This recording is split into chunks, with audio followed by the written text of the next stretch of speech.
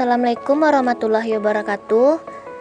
Kami dari kelompok 3 akuntansi lembaga keuangan syariah yang beranggotakan yang pertama Rini Wahyuni BP 19010005, yang kedua Helmida BP 19010031, yang ketiga Disa Claudia Surahman BP 19010039, dengan judul presentasi kami yaitu Ekonomi Syariah.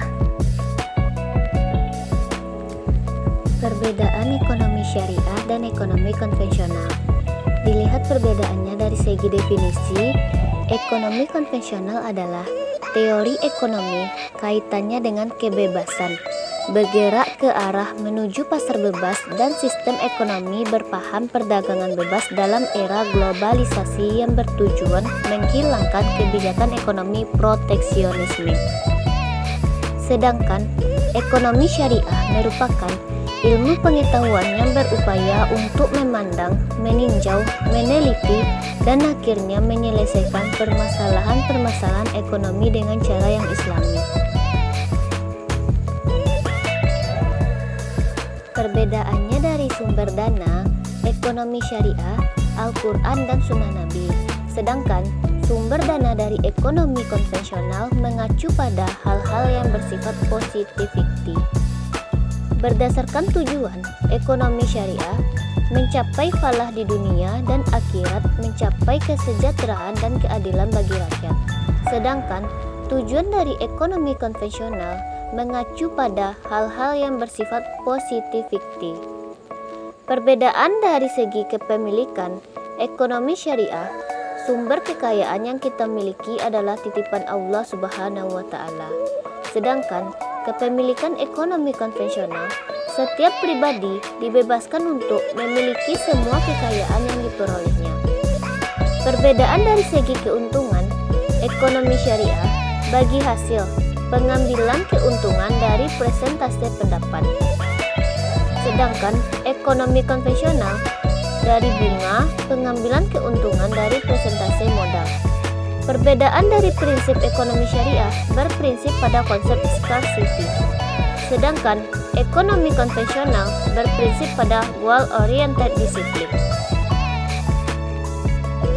Ciri-ciri khas ekonomi Islam ada 3. Yang pertama, adanya pengakuan terhadap hak individu, namun dibatasi agar tidak terjadi monopoli yang merugikan masyarakat umum. Yang kedua, adanya pengakuan akan hak umat atau umum, di mana hak umat lebih diutamakan dibanding hak lainnya. Yang ketiga, adanya keyakinan bahwa manusia hanya memegang amanah dari Yang Maha Kuasa. Jasa keuangan berbasis syariah. Yang pertama, koperasi syariah. Yang kedua, bank syariah. Yang ketiga, bank perkreditan rakyat syariah. Yang keempat, pergadaian syariah. Yang kelima, asuransi syariah. Yang keenam, Baitul Mal wa Tawil atau BMT. Yang ketujuh, pasar modal syariah. Yang kedelapan, reksadana syariah. Yang sembilan, obligasi syariah. Yang 10, lembaga zakat. Yang 11, wakaf tunai. Perbedaan bunga dan basil. 1. Bunga. Penentuan tingkat suku bunga dibuat pada waktu akad dengan pedoman harus selalu untung. Sedangkan basil, penentuan besarnya rasio bagi hasil dibuat pada waktu akad dengan pedoman pada keuntungan rugi. Sedangkan bunga, 2. Besarnya presentasi berdasarkan pada jumlah uang atau modal yang dipinjamkan. Sedangkan basil yang kedua, besarnya rasio bagi hasil berdasarkan pada jumlah keuntungan diperoleh. Yang ketiga, untuk bunga, pembayaran bunga tetap yang dijanjikan tanpa pertimbangan apakah proyek yang dijalankan oleh pihak nasabah untung atau rugi. Sedangkan basil yang ketiga, bagi hasil tergantung pada keuntungan proyek yang dijalankan. Sekiranya itu tidak mendapatkan keuntungan, maka kerugian akan ditanggung bersama oleh kedua belah pihak. Yang keempat, untuk bunga, jumlah pembayaran bunga tidak meningkat sekalipun jumlah keuntungan berlipat. Basil yang keempat, jumlah pembagian laba meningkat sesuai dengan peningkatan jumlah pendapatan. Fatwa Dewan Syariah.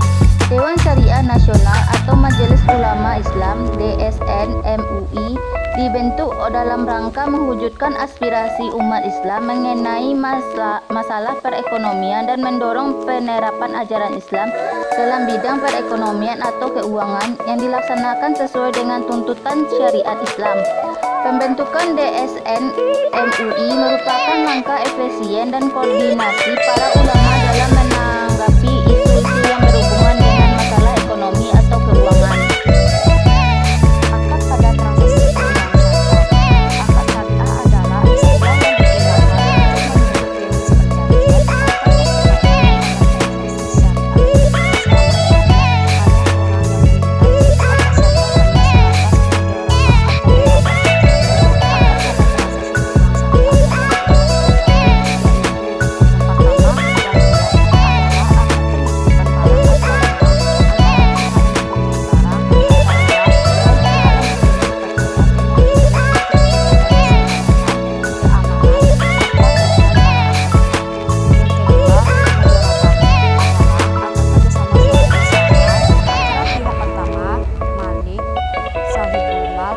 Bank syariah yang menyediakan seluruh modal dan pihak kedua yaitu amil, mudharib dan atau nasabah yang bertindak selaku pengelola dana dengan kesepakatan yang dituangkan dalam akad, sedangkan kerugian ditanggung sepenuhnya oleh bank syariah kecuali jika pihak kedua melakukan kesalahan yang sengaja